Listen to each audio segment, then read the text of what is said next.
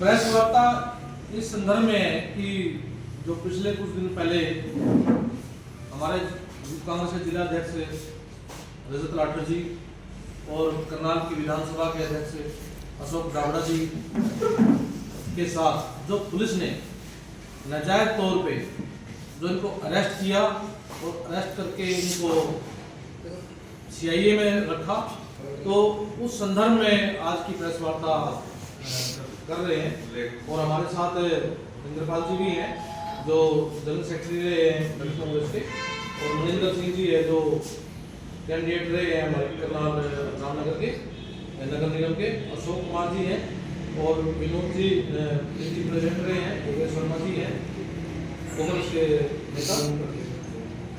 तो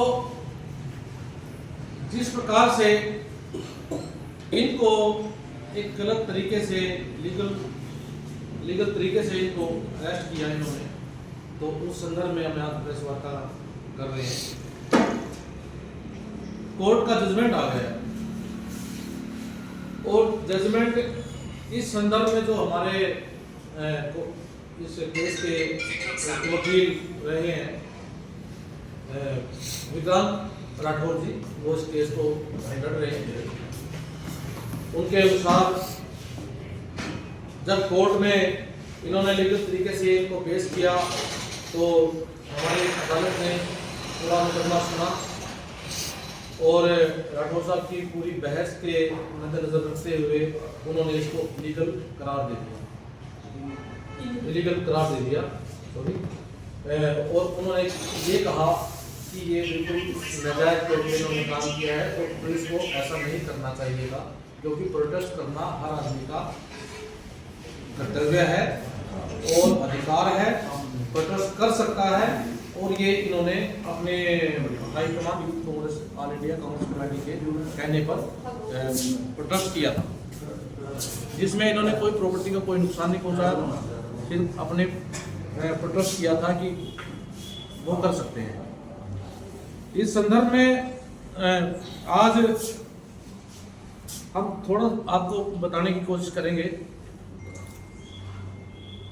इनको 7 दिन पहले 7 दिन का नोटिस देना होता है किसी को भी गिरफ्तार करने के लिए, इन्होंने ऐसा नहीं किया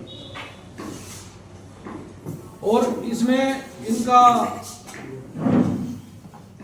जो जजमेंट आई है कोर्ट की जजमेंट ने यही कहा है, इनको वाजिब बरी कर दिया है उसी दिन इलीगल अरेस्ट पे, भाई आप इसको ऐसा नहीं कर सकते और आपने नाजायज तौर पे इनको हिरासत में लिया है, तो उन्होंने बिल्कुल इसको रद्द करने का काम किया है।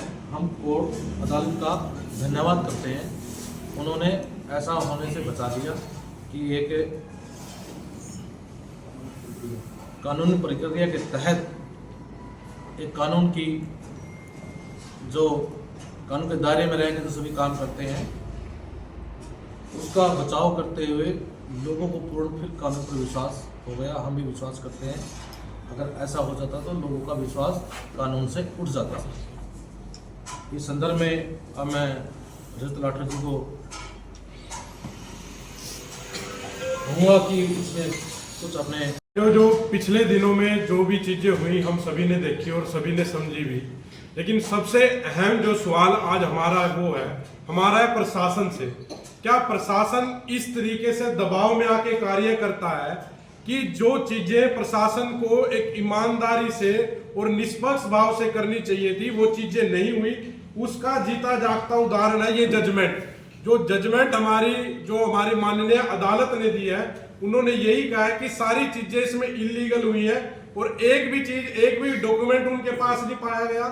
मतलब कि आप सभी समझ सकते हैं, क्या हमारे विपक्ष में अगर कोई आवाज उठाएगा उसकी आवाज को दबाने की, उसकी आवाज को कमजोर करने की हर संभव हमारी सरकार करती रही और आगे भी करती रहेगी। लेकिन मैं धन्यवाद करता हूं बाबा साहब के दिए हुए संविधान का, जिनकी वजह से वो अपने मंसूबों में कामयाब नहीं हो पाए।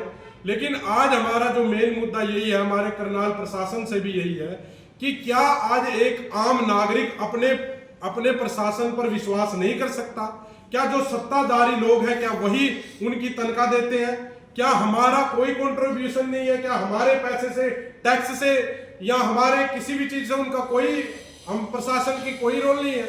तो आज सबसे जो मौजूदा हमने देखा हमारे पत्रकार साथियों के साथ भी समय समय पर ये चीजें होती आई हैं, जो भी इस सरकार के खिलाफ आवाज उठाता है उसके साथ ही यही चीजें होती है। सबसे पहली चीज मैं आपको बता देता हूँ, इन्होंने 21 तारीख को FIR दर्ज करी थी, 2 धाराएं इन्होंने लगाई थी, लेकिन 23 तारीख को वो कौन से हमारे विधायक की किसकी मजबूरी थी जिसके कारण दोबारा से एक और जो नॉन अवेलेबल ऑफेंस एक और धारा इन्होंने 23 तारीख को ऐड कर दी? क्या इतनी छोटी मानसिकता के ये RSS की विचारधारा के लोग, जो थोड़ा सा भी सहनशीलता जिनके अंदर नहीं है, जो इस तरीके से जो है विपक्ष की आवाज को बंद करना चाहते हैं? तो दूसरा, फिर आप सभी ने देखा उनको सारे डॉक्यूमेंट मांगे गए, उन पे नोटिस देना होता है, ना नोटिस दिया गया। तो हमारे करनाल के मुखिया है, पूरे इसके प्रशासन को देखने वाले, उनकी जिम्मेवारी बनती है ये कि किसी को भी जबरदस्ती से इस तरीके की हरकत ना हो। सियाइया उठा के ले जाए, दिन दहाड़े यहाँ पे घरों में, शादियों वाले घरों में गोलियां चलती हैं। क्या हमारे यहाँ दिन दहाड़े लूटपाट होती है, अपराध चरम सीमा पे दिन रात गोलियां चलती हैं, लेकिन विपक्ष में जो इनकी पोल खोलने का काम करता है उनके खिलाफ ये मुकदमे दर्ज करते हैं। लेकिन ये चिंता का विषय बिल्कुल है और ये सोचते हैं कि इन चीजों से आवाज दबा दी जाएगी, लेकिन आवाज बिल्कुल नहीं दबेगी। दूसरा जी, बहुत आज एक और इम्पोर्टेंट मुद्दा, ये तो है ही, चलिए इन्होंने जो करा ये करेंगे, लेकिन पूरी मजबूती से मैं अपने नेता भाई वीरेंद्र सिंह राठौर जी का बार बार धन्यवाद करूंगा, जो पूरी मजबूती से इस लड़ाई में हमारे साथ खड़े रहे और आगे भी पूरी मजबूती के साथ इनकी पोल खोलने का काम भाजपाइयों की हम करते रहेंगे। और मैंने पहले भी कहा है कि अगर युवा कांग्रेस के रहते भाजपा के सभी लोगों का या भाजपा के नेताओं का, भाजपा के विधायकों का हमने BPI ना रखा तो लानत हमारी युवा कांग्रेस पे। इसी तरीके से लोगों की, आम जनों की आवाज पूरी मजबूती के साथ सड़कों पे उठाई जाएगी। चाहे इन्होंने देख लीजिए, सारे हर किसी एक भी एक्सपेक्ट हम ऐसे ले सकते जिसमें इनसे लोग खुश हैं। दूसरा जी, ये कहते हैं हिंदू होने की बात करते हैं, ये भी आज हम खुलासा करना चाहेंगे। ये क्वेश्चन कर दिया हाईकोर्ट ने, नहीं क्वेश्चन नहीं हुई, कोर्ट ने ये कहा कि इलीगल अरेस्ट, आप कैसे अरेस्ट कर सकते हो किसी को? नहीं, वो अभी जो है इलीगल अरेस्ट घोषित किया। दूसरा जी, हिंदू होने की बात करते हैं, अभी फिलहाल में दिल्ली में 1400 साल पुराना मंदिर झंडेवाला में जो तोड़ा गया है, किसके लिए? RSS की पार्किंग बनाने के लिए, RSS हेडक्वार्टर की पार्किंग बनाने के लिए। तो ये जो दोगलापन इन RSS वालों के अंदर, आज क्यों RSS वाले नहीं खड़े होते? क्यों आज हमारे उन मंदिरों को तोड़ा जा रहा है? लेकिन ये टारगेट कर करके चीजों को करते हैं। आज पूरे करनाल की भी जिम्मेदारी बनती है इनसे सवाल पूछने की कि आप अब जो ये झूठ का फरेब डाल के रहते हैं, तो जवाब दीजिए कि वो मंदिर क्यों तोड़ा जा रहा है? क्या RSS का पार्किंग लॉट इतना ज्यादा जरूरी है कि मंदिर को, 1500 साल पुराने मंदिर को तोड़ा जा रहा है? ये हमारे मुद्दे। हमारे साथ अशोक भाई या रोड समाज से आते हैं, अशोक भाई भी हमारे अपने विचार रखेंगे। इस घटना से आपको ये तो मालूम हो गया कि कौन अपना है कौन पराया, क्योंकि आपके अपनों ने ही हाथ पीछे खींच दिया, तो उन्होंने मना कर दिया था कि हम। देखिए, नई नई चीजें हैं जो अगली बार ऐसा नहीं होगा, अगली बार से कुछ भी ऐसा इस तरीके की हरकत नहीं होगी। और ये चीजें हमने बिल्कुल अच्छी तरीके से समझी है और जानी है, लेकिन आगे से ऐसी गलती नहीं होगी। अगर आगे से भी ऐसी गलती होंगी तो फिर उन पे जो है हमारा बिल्कुल कार्रवाई करने का एक अलग सेल बना हुआ है, वो कंप्लेंट उस हिसाब से फिर आगे फॉरवर्ड। दोनों प्रधानों ने बयान दिए हैं कि भाई ये गलत किया था आपने। उसके बाद भी दिया कोई नहीं, उसके बाद भी दिया नहीं, अब देंगे नहीं।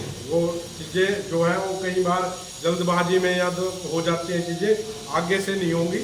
इस चीज का भी मैं आप लोगों को सुनिश्चित करता हूँ। सारी कांग्रेस देखा तो इसमें कोई बिल्कुल। अशोक बाबा साहेब भीमराव अम्बेडकर के बनाए हुए संविधान को और महात्मा गांधी के बनाए संविधान को खत्म करना चाहती है। लोकतंत्र में सबको अपनी आवाज उठाने का हक है।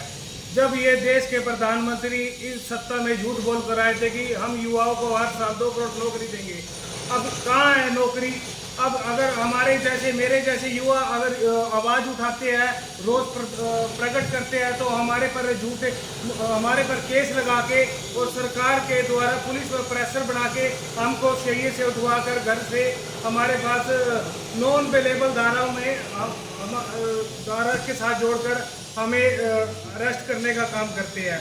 तो मैं तो माननीय न्यायालय जी का धन्यवाद करता हूं जिन्होंने हमारी कानूनी प्रक्रिया से हमें इलीगल अरेस्टिंग करके हमें रिलीज करने का मौका दिया है।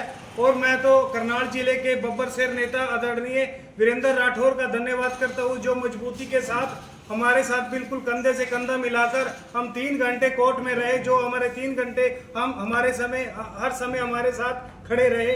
और मैं रोड समाज से आता हूं, और रोड समाज के जितने भी युवा है, आप गांव में चले जाओ, जितने भी युवा है सब डोंकी के माध्यम से पलायन करके बाहरले देश चले गया। कोई अमेरिका चला गया, कोई यूरोप चला गया, कोई पुर्तगाल चला गया। क्यों? यहाँ तो रोजगार नहीं है, सरकार रोजगार देने में असमर्थ है।